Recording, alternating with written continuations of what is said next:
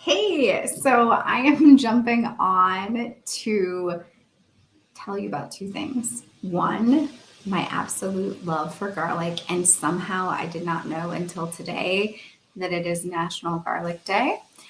So I am coming on to talk to you about how much I love garlic, and then also, strangely, how much I think that cooking with garlic and effective feedback for businesses or just in general really have in common.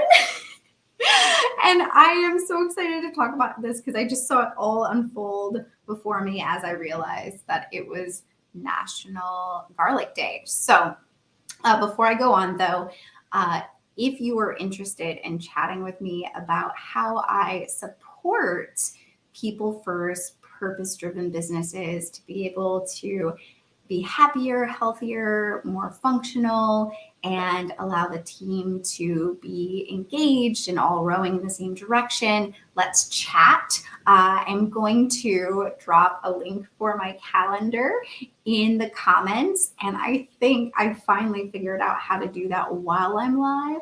So let's see if it works. I'm hitting it now, so hopefully it went there. Let's see. If it's, I'll check after the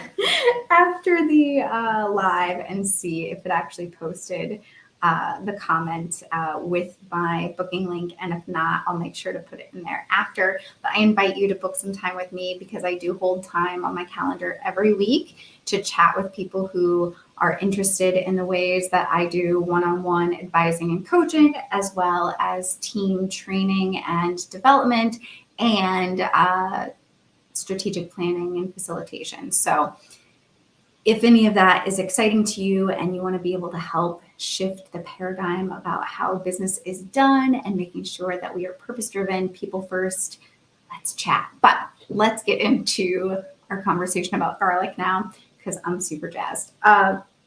So I opened my email today and had an email that was from a place called the Pepper Palace. And I'm on their email list because at Christmas time, I was doing some shopping, and I always like to get like hot sauces and salsas and things for my parents because that's something that they enjoy. And I like to try to find new and interesting things for them to try.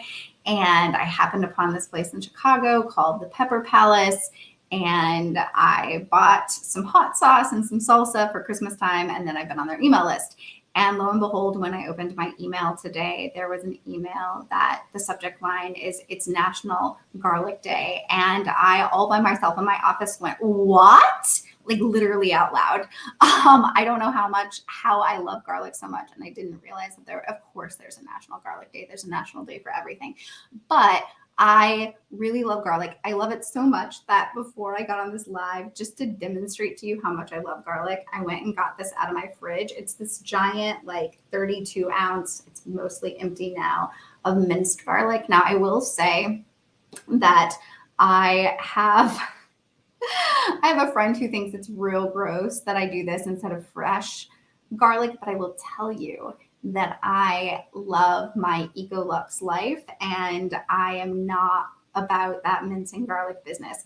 I have thought about getting a garlic press. I think that might solve my about garlic, but even then, I would probably want to still buy the kind that's already peeled so that I don't have to do that. But anyway, nonetheless, this is how much we use garlic at my house, that we buy giant, like 2 pound containers of garlic. And I need to remember to put that back in my fridge after I get done with this live. But as I was also thinking about garlic, I realized that there actually is overlap in my beliefs about how we should cook with garlic and how we should be giving effective feedback in our businesses to our teams and really to anybody, our vendors. Like I said, really anybody who is needing effective feedback in our world, whether that's personal or professional.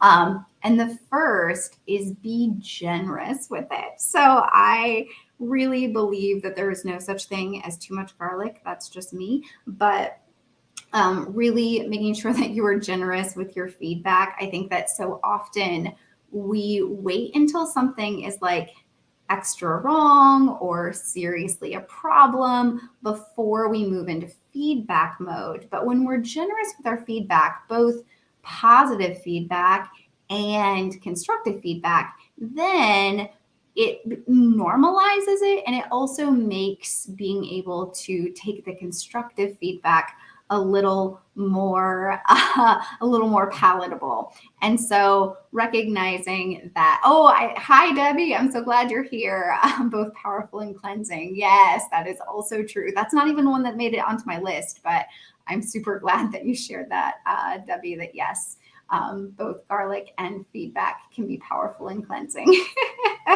So we'll add that to my bonus of my list. But anyway, I have squirrel brain, so I got distracted by her comment, but I'm super glad that she popped on to share that with us. But yeah, making sure that we are generous with our feedback, and normalizing it so that it is just a part of our day to day, and it doesn't have to be this heightened, serious thing when something more serious, less positive, more constructive, negative, whatever label you want to put on it, comes up.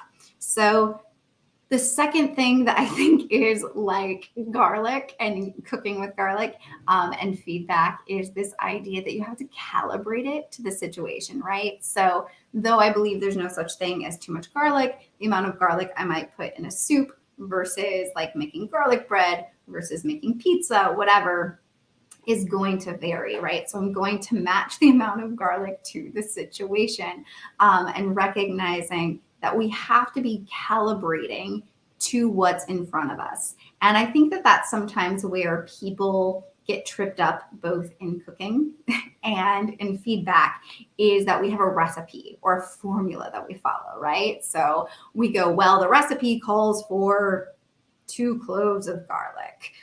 But we are looking in our at our ingredients, and we know in our hearts that it needs more, right?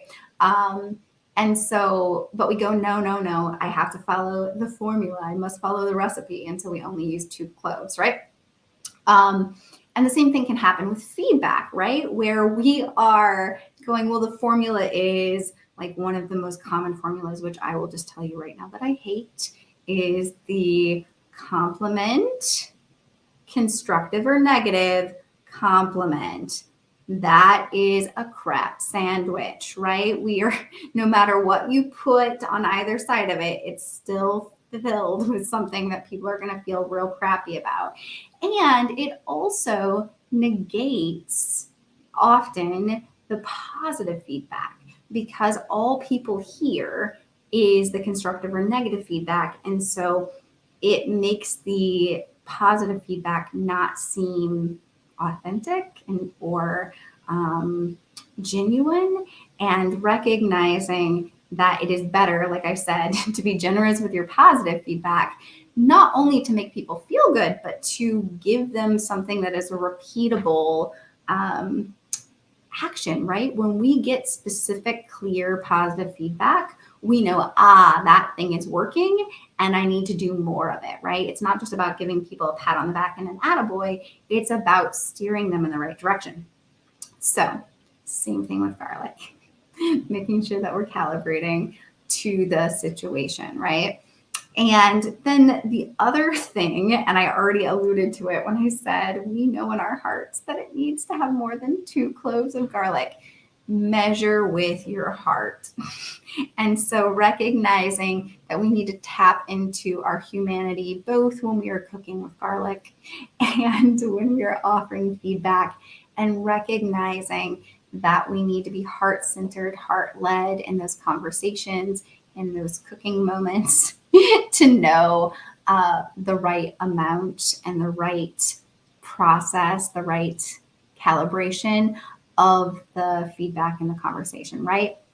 And so those are the ways in which my silly, weird brain drew parallels between cooking with garlic and effective team leadership. So again, if you're catching my live and you're interested in chatting with me more about how I work with teams, how I work with businesses, one-on-one and advising and coaching, communication training and development, as well as team facilitation for meetings, retreats, things like that, or also doing team training and development, please let me know. Feel free to grab some time on my calendar, opportunity to chat and connect and learn more about what you do, and you can learn a little bit more about what I do. So I invite you to book some time. Again, I'll make sure that the link is in the comments so that you can book some time. Like I said, I always have time each week set aside for conversations with new people. So feel free to take advantage of that. And then before I wrap up, I do need to wrap up because I have a meeting I need to get into. But I will say the last piece to realize, and this is my last parallel, is that we need to remember that the right amount of garlic is judged in the mouth of the person eating it, not just in the cook who is cooking with it. And the same thing with our feedback. We may, like myself, believe that there is no such thing as too much garlic. But if we are cooking for others, we have to remember that that is judged in each individual's mouth, or in the case of feedback, at each individual's ear, and their ability to receive and hear that feedback.